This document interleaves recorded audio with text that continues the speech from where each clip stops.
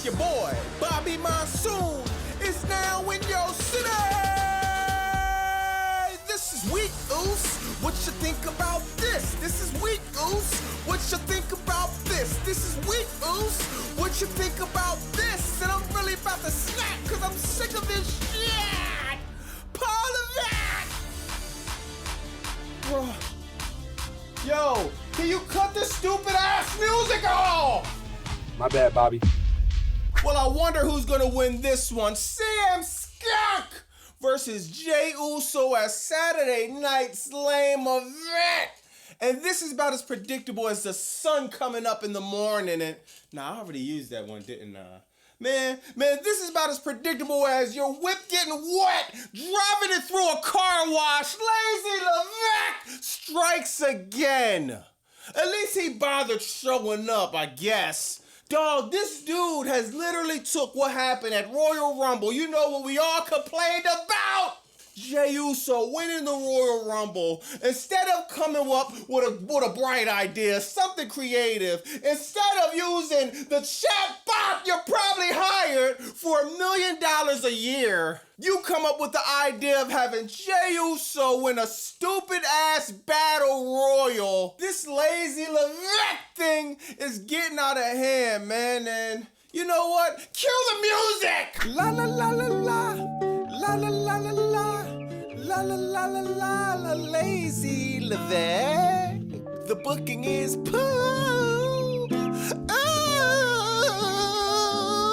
Man, look at this stupid ass face off between CM Punk and Jey Uso. Like, man, I don't know where either of these dudes from, but I'm from the hood, bro. I never understood crap like this, man. If I see somebody I got beef with, maybe we gonna have to rumble. Maybe it might lead to other violent things. One thing I can guarantee, it ain't gonna lead up to me crossing paths with somebody and we're doing a face-off like this. Oh, Oos, I can't wait to see you till Saturday night, Oos. Day one, what the hell? This is a load of crap, bro, and we're supposed to be excited for this Saturday Night's Lame Event. Man, I gotta be real, y'all. I gotta take accountability as a man. It's not even Paul Levesque WWE fault. It's really my fault. I am the idiot that keeps on getting excited when these moments happen. Braun Breaker Bronson Reed trading on Seth. I got hype. I thought he was in the kitchen. And it's been the furthest thing from the truth. People asking me, yo, Bobby Monsoon, dog, why you getting yourself worked up, bro? It's giving me deja vu. One time I was going through my girl phone, man, and like, I seen her cheating with some guy, dog, and it just broke me. The dude, he just looked better than me, man. I ain't gonna lie. He had more muscles than me, more money than me. I was depressed. And every time, man, I thought she was the one, but she wasn't. I thought last week, Paul Levesque, I thought he was the one. I thought he figured it out. But the only thing he figured out was a new way to make me crash out. I went to the doctor. He said, man, what's going on, Bobby Monsoon? I checked your blood pressure and it's about as high as a giraffe's ass. My blood pressure has been getting higher than a Wiz Khalifa Snoop Dogg studio session, and I blame you, Paul Levesque. I do not understand why Triple H didn't book Jimmy Uso to win the Battle Royal. Instead, they booked him like a complete jobber. He literally tells Jey Uso earlier in the night, Oos, man, it's every man for himself, Oos. Man, I'm gonna take everybody out, Oos. Then later on in the night, when the Battle Royals happen, and when he actually has a shot to win, what does he do? Jimmy Uso forgets it's a Battle Royal, and he starts tagging with Jey Uso like it's a freaking tag match. Give me a break. I'm not sure if Jimmy Uso is trying to be the new R-Truth, where he's in one type of match, but he's thinking it's another type of match. Or maybe just Jimmy Uso had a little bit too much Maui Wowie before Raw on Netflix. But man, dog, like, none of this makes sense, bro. Seriously. I would have been way more surprised. I would have been way more intrigued if Jimmy Uso actually went over. If Jimmy Uso actually threw Jey Uso over and said, I told you. That would have been storytelling. That would have been the layers of storytelling, bro. I was just liking Jimmy Uso and Jey Uso storytelling backstage when Roman Reigns was there. Roman Reigns being gone, bro, I don't remember anything from their storyline but yeet, oh, I'm mad at you, Uso. Oh, we're back to being a tag team, Uso. Throw it all in the trash. When is Jimmy Uso gonna get a shot that's legitimate? This dude been cutting good promos. When he needs to be the goofy guy, he's the goofy guy. When he needs to be serious, he needs to be serious. When is Jimmy Uso gonna get a chance to be actually took serious? He could have lost to CM Punk. We knew. Look at this. Look at the Battle Royal. Look at the people they had in the Battle Royal. Oh, the New Day, the War Raiders, Sazawa! There is nobody in that ring that anyone with a functional brain cell in their skull thought that they were going over CM Punk at Saturday Night's lame event. The least thing you could do is make it a tiny bit intriguing. This ad is brought to you because of the $3 billion of debt t-shirt is here, man. Exclusively on BobbyMonsoon.com. The $3 billion of debt t-shirt, man. I want to thank everyone who purchased the Polyvic merchandise. I want to thank everyone watching and supporting the channel. Thank you from the bottom of my heart. The channel is nothing without you, man. BobbyMonsoon.com. $3 billion a debt t-shirt. Now back to the content. Now Raw started off with Bronson Reed, Braun Breaker, and the Oracle, Paul Heyman. Dog, like, I knew soon as this happened, I just knew this was gonna be a long night, bro. You got Adam Pearce in the ring. Oh, they're gonna have to vacate the title. He didn't even say vacate. He said strip. I'm gonna have to strip Seth Rollins. Why would you even use the terminology strip like Seth Rollins did something wrong? He got injured. It's really you're vacating the title, but whatever. What do I know? Braun Breaker, Bronson Reed come out with the Ori, whatever they want to call them. Little to no explanation was given on why Bronson Reed and Braun Breaker turned on Seth. Maybe I'm just an idiot. Maybe I missed it. I don't know. Let me know in the comments if anyone caught it. But I really felt like I didn't get no explanation. I felt like he just flew past it, said something about, oh, this was always going to happen or whatever. And it's just like, come on, bro. Give me a break. Give me a break, dog. We need some type of no vignettes, no video breakdown, no explanation. Dog, Seth Rollins did nothing. Y'all just turned on him. Like, come on. Then you're acting like, are we in the kayfabe era or not? Everybody online already knows Seth Rollins really hurt his shoulder legitimately and he has to go through surgery. We all know that. I said this a million times. Wrestling is the best when you could toe the lines between kayfabe and non-kayfabe, reality and not reality. Like, come on, bro. Like, oh my God, I was so confused. Then they had the segment, oh, I'll vacate the title, say please, say thank you, say pretty please with a pickle on. What are we in 3rd grade? After that, you got the Judgment Day, Finn Balor, JD McDonough, AJ Styles, Dragon Lee. Oh my God, bro, what is going on? AJ Styles, he's fresh off a certified classic with John Cena. He's fresh off one of the greatest matches I've already said I ever seen in my life. What's his prize? Oh, a tag match with Dragon Lee? Oh, they win the tag team titles. That's great. I pray to the wrestling gods that AJ Styles spend his last year in AEW. I'm sorry, bro.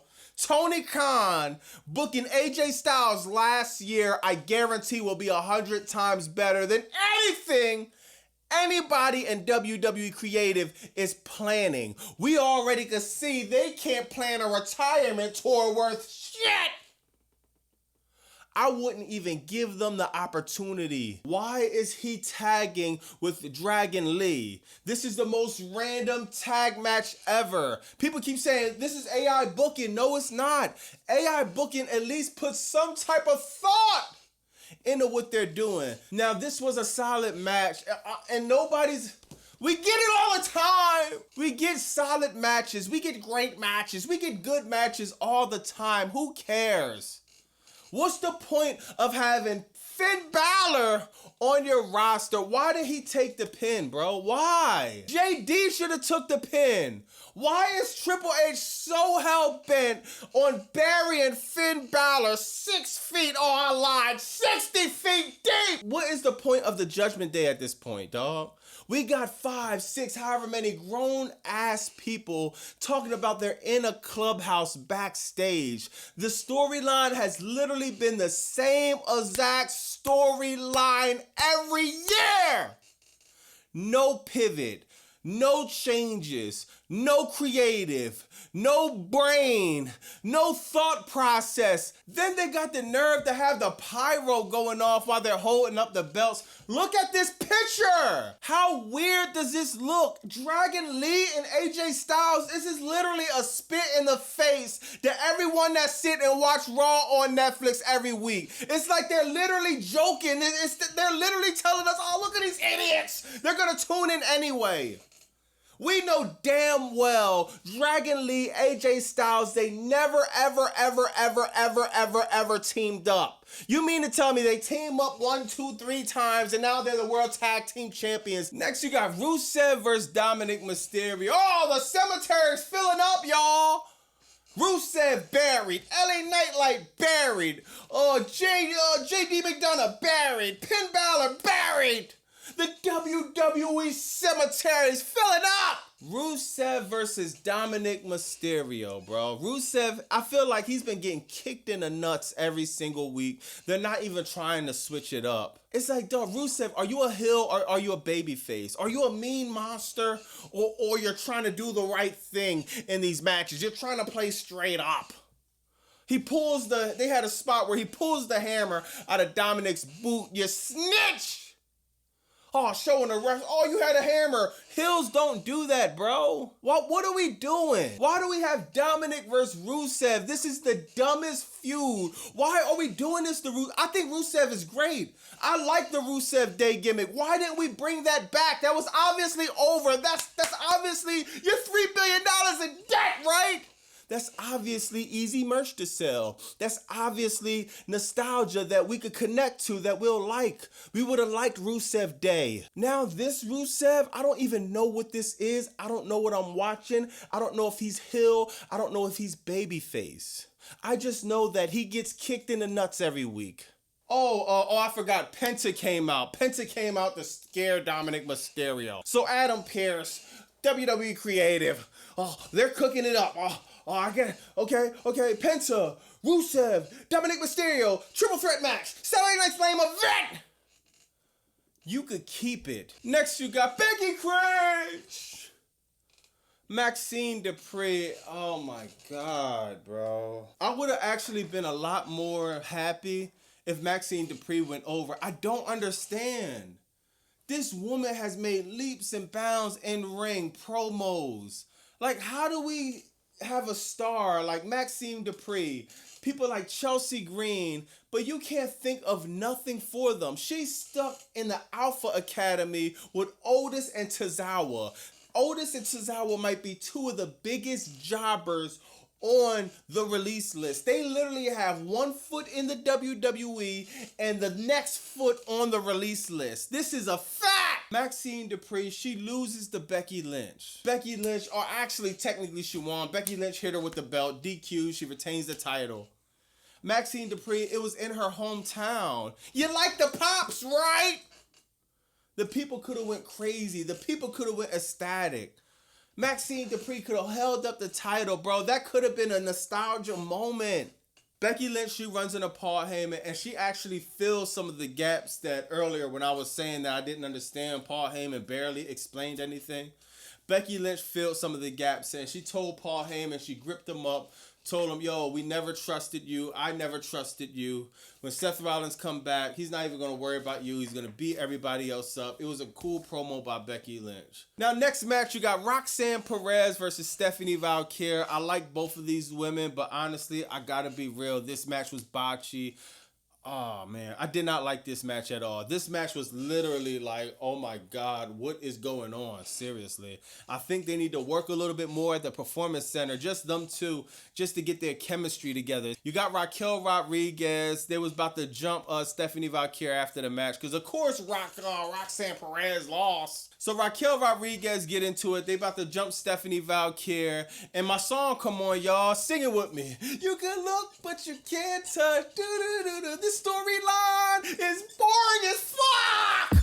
Nikki Bella runs out, and it's like, sis, what are we doing? She had a wardrobe malfunction. Raw is flickering. I'm thinking something wrong with my internet. No, it's not. Nikki Bella just wore a shirt that was extra small.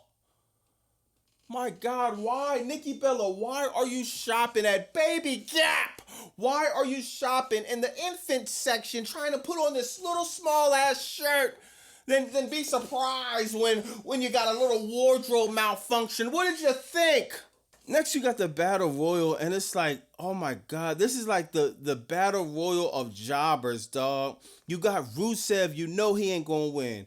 Grayson Jobber, you know he ain't gonna win. Penta, you know he ain't gonna win. El Grande Americano, Otis, Tozawa, one half of the War Raiders. Like, I don't see one person in this ring that actually had a legitimate chance of even coming close to winning this. Maybe LA Nightlight, but we all know Triple H is gonna bury him 60 feet deep with Finn Balor. This is crazy, man. You got Jimmy Uso sitting there looking like, oh man, I lost the match, Uso. What did you think, bro? You thought it was a tag match. Yeah, you lost.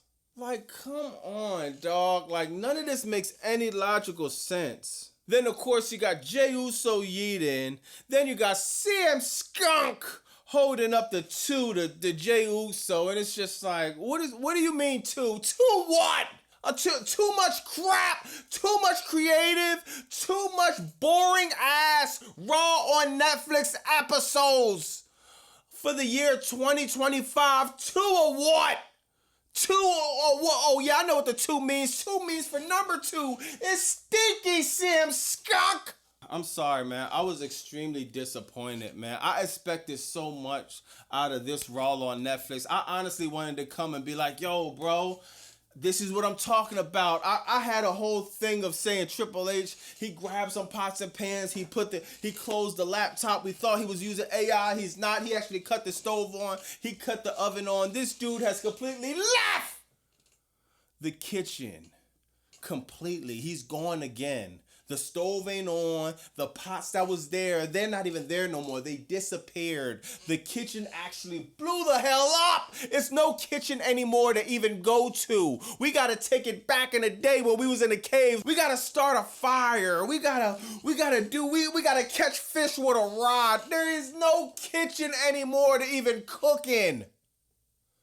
This is disappointing. It's embarrassing to be a WWE fan. This show is a load of crap. Saturday night's lame event is looking like this is going to be the worst Saturday night's lame event of the year, and we had some pretty bad ones. Let me know in the comments what you think about that. Let me know in the comments, and I see some trolls in the comments.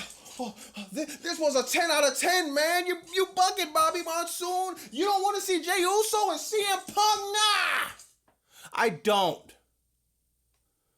Let me know in the comments what y'all think about that, though, man. It's Bobby Monsoon 215. Like, comment, subscribe. Bye!